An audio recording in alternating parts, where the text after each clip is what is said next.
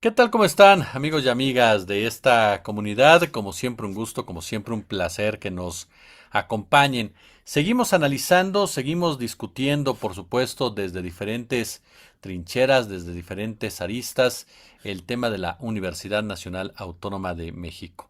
Esta polémica que se ha generado, que ha estallado a raíz precisamente del examen de admisión llevado a cabo a distancia y que ha provocado críticas de todos colores, de todos sabores, a raíz de la denuncia de que varios de los participantes ahí, por supuesto los integrantes o colaboradores o gente que estaba por afuera, practicaron o llevaron a cabo acciones tramposas. Pero, ¿qué más hay detrás de todo esto? ¿Cómo vamos entendiendo? Porque de repente pues ya estaban criticando el pase reglamentado, echándole la culpa al pase reglamentado de esto. De repente nos dijeron, pues es la misma empresa que no cumplió con lo que tenía que cumplir. El Consejo Universitario entra en sesión, dice en unos días les voy a avisar qué pasó, qué vamos a hacer. Comienza la discusión si se tiene que repetir o no el examen. Comienza la discusión en torno al examen precisamente también. Y para explicarnos perfectamente este tema y le agradezco muchísimo de verdad a Gabriela Arevalo que esté con nosotros, por supuesto. Gabriela, un placer saludarte. ¿Cómo estás? Hola Jesús, muchísimas gracias por la invitación y por el interés que por supuesto es de interés nacional el tema de la universidad. Oye, querida, pues yo comenzaría por ahí. Después de todo lo que hemos escuchado, después de todo lo que hemos visto, de todo lo que se ha dado a conocer, incluso de personas que organizaron, fue toda esta situación del examen, las posturas de que daba a conocer el rector Lomelí hace unas horas, las críticas que han partido también de diferentes escenarios políticos. eh, ¿Cómo leemos lo que pasa en la Universidad Nacional Autónoma de México? ¿Cómo entendemos todo esto que estamos viendo? Creo que siempre que sale el examen y los resultados del examen de admisión se levanta una polémica sobre estos temas y ahora se ha habido agudizada por un problema mayor, ¿no? Que es la forma en la que se aplicó el examen y que no da certidumbre sobre quiénes pudieron haberlo realizado digamos, por sus propios estudios y quienes pudieron haber conseguido otro tipo de resultados por otro tipo de prácticas, que tampoco estamos seguros y que muy probablemente, y eso tenemos que esperarlo y tenemos que tenerlo en el horizonte, es que es probable que no se pueda identificar ni quiénes ni qué tipo de prácticas pudieron haber llevado. Eso genera incertidumbre.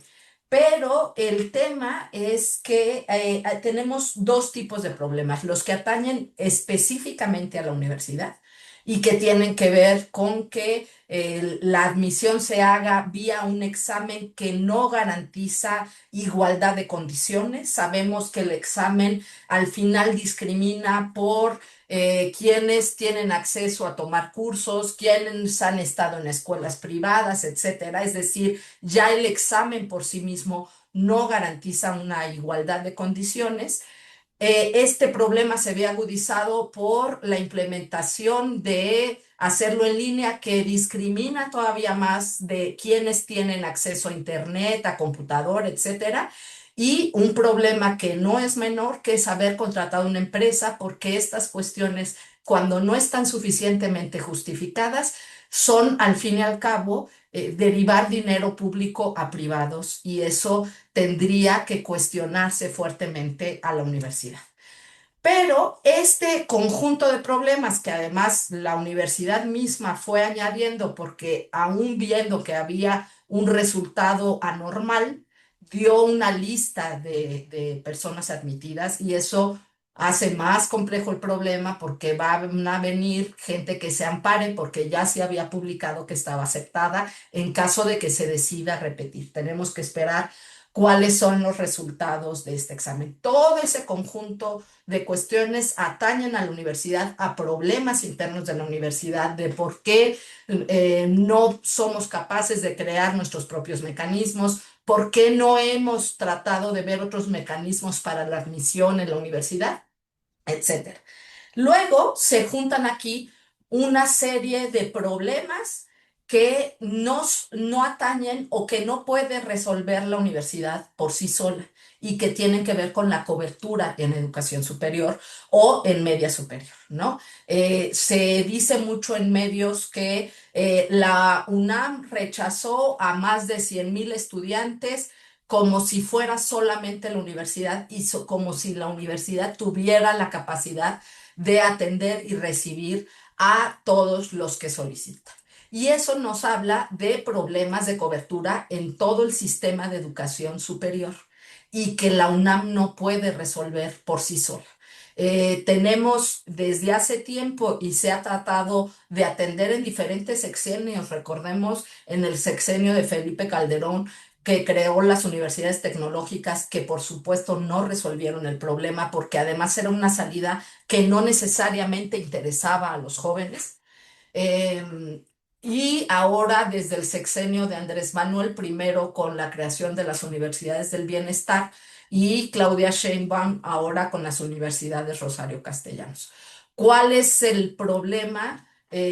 Sin duda tenemos que crear nuevas universidades, nuevas instituciones de educación superior, pero esas instituciones tienen que asegurar que van a tener condiciones de atención a los estudiantes, de condiciones laborales para los profesores, etcétera, iguales o similares a las que tienen las universidades como la UNAM, la UDG, la Autónoma de Nuevo León. Porque si no, la gente no va a ir a esas universidades y va a seguirse concentrando la demanda en estas universidades. Y eso requiere que sean universidades que cuenten con las instalaciones adecuadas, que cuenten con personal de tiempo completo, no por horas, que se haga investigación. Una universidad, digamos, que puede brindar mejores condiciones de enseñanza es aquella que también realiza investigación, porque eso significa que las y los docentes están constantemente actualizándose, investigando los problemas, etcétera. Y eso no se ha logrado en este país.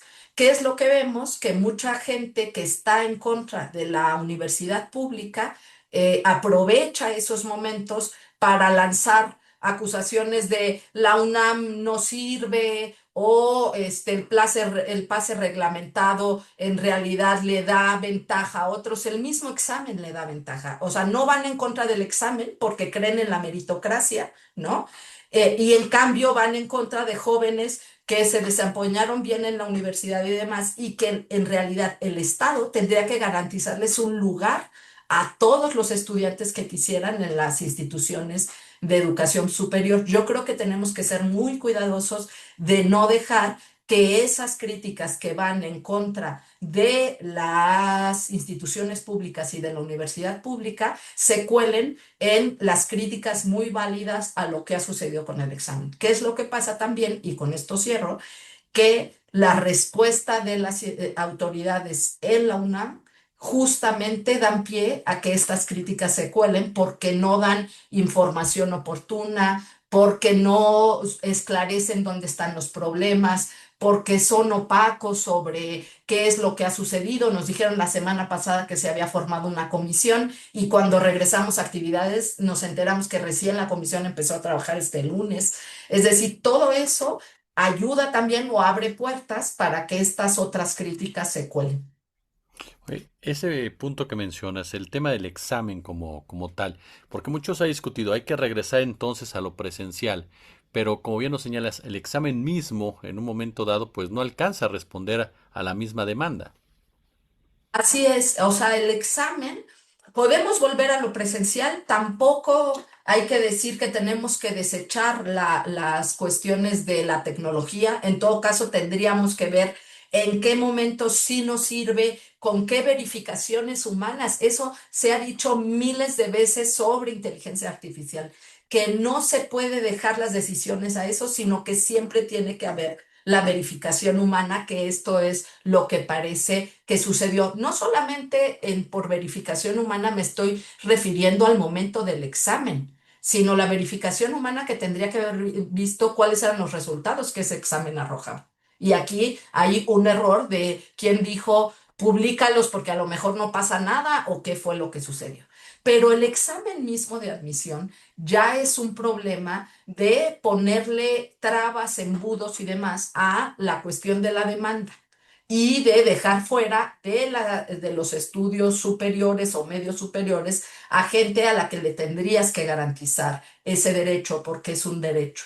Entonces, en realidad lo que tendríamos que hacer no es volver solamente a lo presencial, sino pensar cómo atendemos esa demanda desde una política nacional, ¿no? Desde el sistema educativo nacional, de cómo vamos atendiendo esa demanda, cuándo debemos crear nuevas universidades, cuándo debemos fortalecer las que ya tenemos. No es fácil, hay que decirlo. Andrés Manuel creó las universidades del bienestar, que sabemos que no han funcionado, pero también porque las universidades estatales tenían muchos problemas de presupuesto, que no sabemos a dónde se va, que no abren nuevas plazas, que no atienden a toda la gente, y decía, esta idea de para qué le echo más dinero a algo que no me va a resolver la cuestión de la atención, ¿no? Entonces, tenemos que afrontar todos esos problemas. Yo, por ejemplo, pongo un ejemplo: la Universidad de Buenos Aires no realiza el examen para el ingreso y salió, por supuesto, hay toda una crítica a los rankings de las universidades. Hemos dicho mil veces, no se debe medir así las cuestiones de la calidad de las universidades, pero incluso eso que les importa a la UNAM y otras universidades, la única ranqueada en los 100 primeros lugares fue la Universidad de Buenos Aires. Sí hay otra manera de atender la demanda de estudiantes, pero ese es un asunto de, digamos, como las políticas nacionales en educación y en educación superior.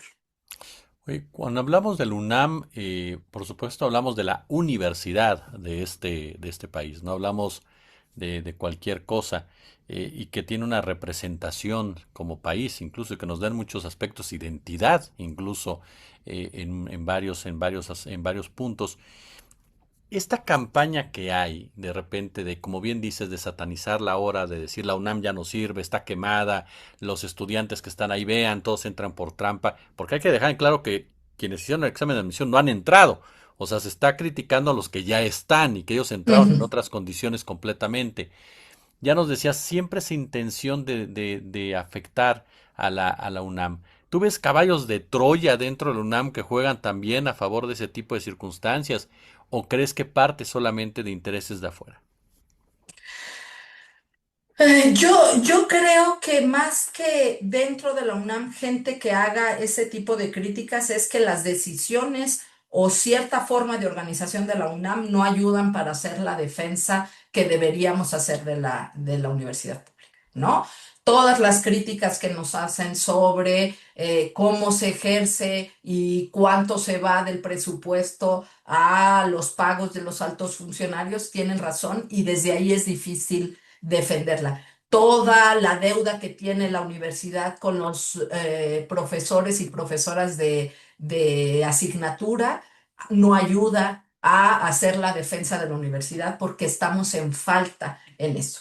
Pero hay otra crítica que viene de efectivamente la gente que quiere en realidad destruir los derechos educativos y la universidad pública. Y en ese sentido creo que la universidad casi siempre cerramos filas en torno a eso. ¿Qué es lo que sucede y que poco se comprende de la universidad? La Universidad Nacional, me atrevería a decir, es una universidad que no tiene, digamos, otra similar, aunque tengamos universidades muy grandes como la de Sao Paulo.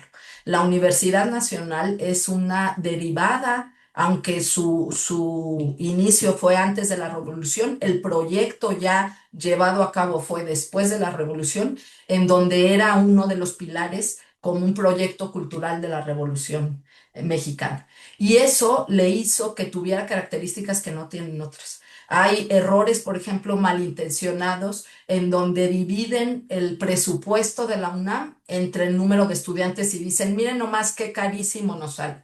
Pero el presupuesto de la UNAM se va, por supuesto, en los estudiantes, por supuesto, en la investigación, y se tendría que ver los resultados que se dan de la investigación, etcétera, pero se va muchísimo en que nosotros tenemos el Sismológico Nacional, la Biblioteca Nacional, tenemos observatorios astronómicos, tenemos barcos, tenemos un montón de patrimonio de todos los edificios, no solamente los que tenemos desde que las instalaciones estaban en el centro cuando se fundó la universidad y que son edificios históricos, o el estadio, ¿no? Que es patrimonio de la humanidad, sino incluso los que se han ido añadiendo. Pensemos, por ejemplo, cuando el gobierno dejó el edificio de Relaciones Exteriores en Tlatelolco, porque ya no le era funcional, dijeron, ah, bueno, ese se lo damos a la UNAM. Bueno, todo eso, hacernos cargo de esos edificios, cuesta mucho dinero. Entonces, tú no puedes dividir todo el presupuesto de la UNAM por estudiante porque tiene estas otras características, tiene teatros, tiene cines, da una oferta cultural muy importante que yo les aseguro que si ustedes ven todo lo que se le encarga a la UNAM, no hay ninguna otra universidad en el mundo que tenga esas responsabilidades. Eso también nos hace tener una responsabilidad mayor, porque como tú dijiste, Jesús, somos la universidad de la nación. La UNAM se debe al país y debe darle y rendirle cuentas al país sobre qué es lo que hace, pero se tiene que hacer tomando en cuenta todos estos elementos. Oye, finalmente, que ya no puedo dejar de preguntarte, sobre todo porque es otro de los puntos, y en parte lo planteábamos, y lo planteabas tú magistralmente. Eh, el tema del pase reglamentado, explicar a la gente qué es el pase reglamentado, y también la UNAM, hay un sector que se ha vuelto elitista o un sector que la maneja como si fuera una empresa neoliberal al contratar a otra empresa cuando la UNAM tiene gente en ciberseguridad que hasta donde yo me quedé pues era gente sumamente capaz para poder enfrentar una situación de esta naturaleza. Sí, ahí es donde te digo que es muy difícil hacer la defensa cuando tenemos problemas como esto. Uno se pregunta por qué no se pidió el desarrollo de un examen a la gente de GETIC, de la Facultad de Ingeniería, un montón que trabajan en temas de inteligencia artificial. Si no, si se cree que no hay las capacidades, supongámoslo, aún así hay un trabajo que la universidad tendría que hacer al interior con sus investigadores, sus técnicos, etcétera, de por qué no podemos resolver esos problemas para nosotros mismos. Pero también hay la sospecha de que a lo mejor no es que no haya la capacidad, sino que puede haber cosas poco transparentes en por qué contratar servicios externos. Eso lo hemos visto mucho en universidades, en el gobierno, lo que yo te decía, cuando existen las capacidades y puedes hacerlo por ti mismo, trasladar dinero público a privados es corrupción. Y tenemos que decirlo así.